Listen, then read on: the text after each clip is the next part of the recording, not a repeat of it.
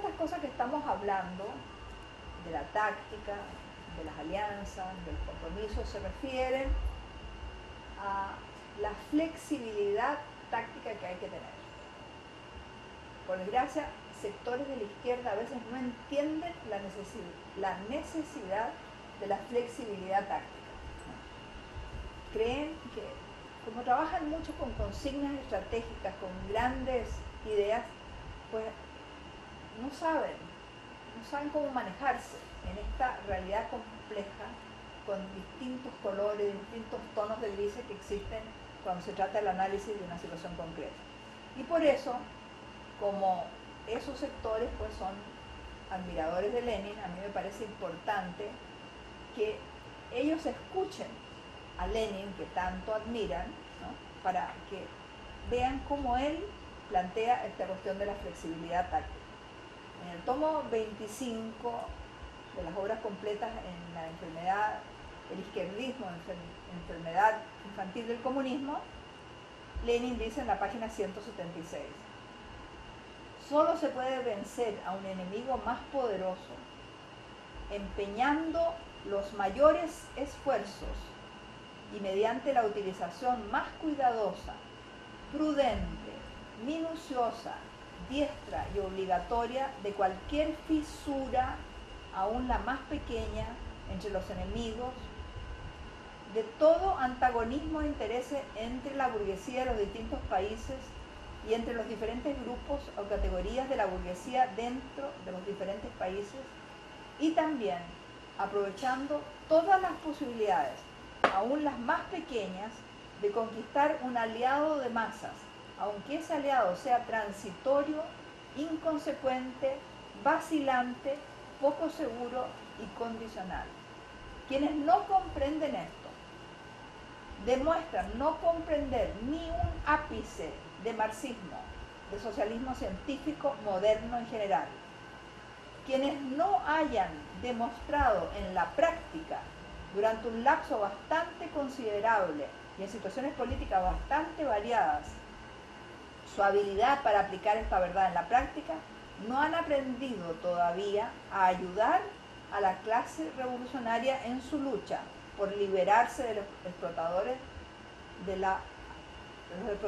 a toda la humanidad trabajadora. Por liberar de los explotadores a toda la humanidad trabajadora. Y esto se aplica también al periodo anterior a la conquista del poder político como al posterior. Creo que es evidente, entonces, cómo Lenin insiste ante los revolucionarios en la necesidad de esta flexibilidad táctica. Por último, debemos distinguir entre alianza, o sea, saber que alianza no es igual a fusión. Cuando dos fuerzas se articulan para conformar una unidad futura, se habla de fusión. O sea, dos partidos de izquierda se fusionan en una nueva organización política. De alguna manera, fusión se dio, por ejemplo, en el caso del PSUV en Venezuela, cuando Chávez llama a conformar un partido de la revolución y entran dentro del PSUV otros partidos de izquierda, además de Quinta República. Entonces, fusión es una cosa y alianza es otra. La fusión es una unidad permanente. Se establece entre dos fuerzas que eran separadas en una unidad futura. La alianza es una unidad temporal, donde cada fuerza mantiene su perfil, sus características, su autonomía. Ahora, puede haber distintos tipos de alianzas. Pueden haber acciones conjuntas, ya creo que yo les decía, bueno, ponernos de acuerdo para, por ejemplo, una gran movilización en contra de Carlos Andrés Pérez. Nos ponemos de acuerdo, fuerzas de la burguesía, capas medias, partidos progresistas, partidos de izquierda, y salimos a la calle. Esas son acciones conjuntas.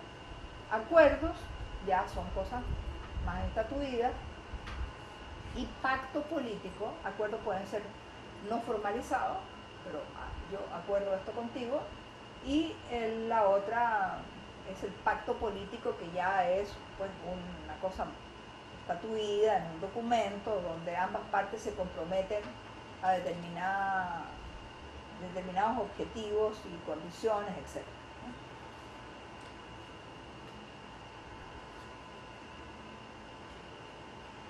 Por último, están las alianzas ya permanentes, las alianzas por un proyecto que se establecen en la conformación de los frentes políticos. Los frentes políticos no son partidos, en el sentido que no son una organización política unificada, sino que es una organización política de tipo frente, donde participan distintas organizaciones políticas que mantienen su autonomía, tienen una plataforma común en el frente, un programa común y una disciplina, evidentemente, para funcionar.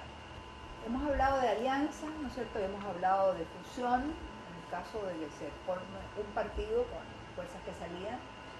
Hemos hablado de alianzas temporales, pero también hay unas alianzas más permanentes, ¿no?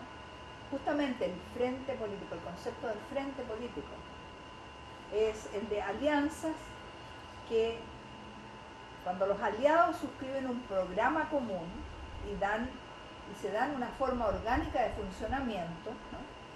Que no implica fusión de los aliados, pero que implica mantención de la autonomía de cada fuerza, pero justamente al darse una forma orgánica de funcionamiento y una disciplina común, forman ya un frente, lo que hemos llamado un frente político, ¿no? Esto es lo que hizo el Frente de Amplio de Uruguay y lo que hizo, por ejemplo, la Unidad Popular en Chile. Ambos fueron frentes políticos. ¿Cuál es la diferencia entre el Frente Político Unidad Popular y el Frente Amplio de Uruguay? Me parece que es muy interesante. En el caso de Chile, el Frente Unidad Popular fue conformado por distintos partidos, la suma de partidos de la izquierda. Ahí estuvo el Partido Socialista, el Partido Comunista, el Partido Radical, la izquierda cristiana, ¿no? No entró a ese grupo el MIR chileno, Movimiento de Izquierda Revolucionaria, que se opuso a ese frente por considerarlo reformista, pero que sin embargo apoyó a Allende.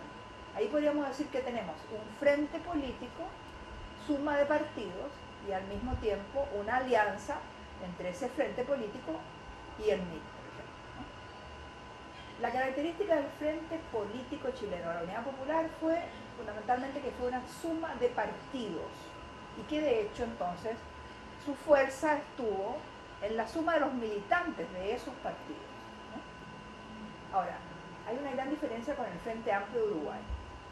El Frente Amplio de Uruguay fue también la suma de varios partidos y quizás un espectro más amplio de partidos, porque además del Partido Socialista Comunista,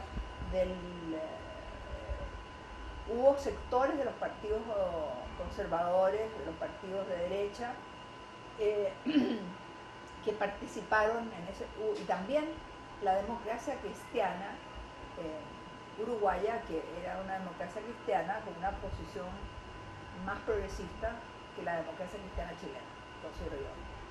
Entonces, lo interesante del Frente Político Uruguayo, que es el frente más longevo de América Latina, que surgió en el 71, ya lleva 30 años, 40 años, 40 años, sí. Bueno, habría mucho que hablar del Frente Amplio, quizás dé para otra afirmación, ¿no? Pero lo que es importante ver es que este frente articula a estos partidos y convoca a la ciudadanía a conformar comités de base. Y resulta que es tan amplia la aceptación del programa del frente y de esa convocatoria amplia, que reúnen estos comités de base a 2/3 de gente que no milita en esos partidos, pero que se siente convocada por el programa y por la plataforma de lucha que presenta el Frente Amplio a la ciudadanía. A mí me parece eso muy importante. Yo siempre digo, hay sumas que suman, el caso de la Unidad Popular en Chile, los partidos y sus militantes, hay sumas que multiplican, el caso del Frente Amplio Uruguay, clarísimo, ¿no? Allí entonces 2/3 de la gente que llega al frente no es propiamente militante de los partidos y buscará al frente darle un espacio y representación en la dirección, porque es importante, no solo se utilizan como pues, electores o como base para movilizaciones, no, también se les permite tomar parte en las decisiones.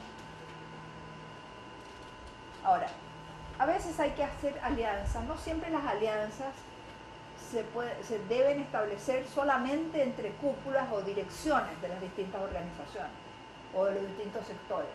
También se puede hacer alianzas con las bases, alianzas no formales tal vez, pero claramente, es decir, por ejemplo, Lenin, cuando asume el programa, no el programa bolchevique, agrario que ellos tenían, sino que asume el programa de los socialistas revolucionarios, pues el solo hecho de asumir el programa que representa a la mayoría de los campesinos sin haber establecido una alianza formal con ese partido, pues es un gesto que implica una alianza con la base social de ese partido pasando por arriba de las dirigencias, ¿no?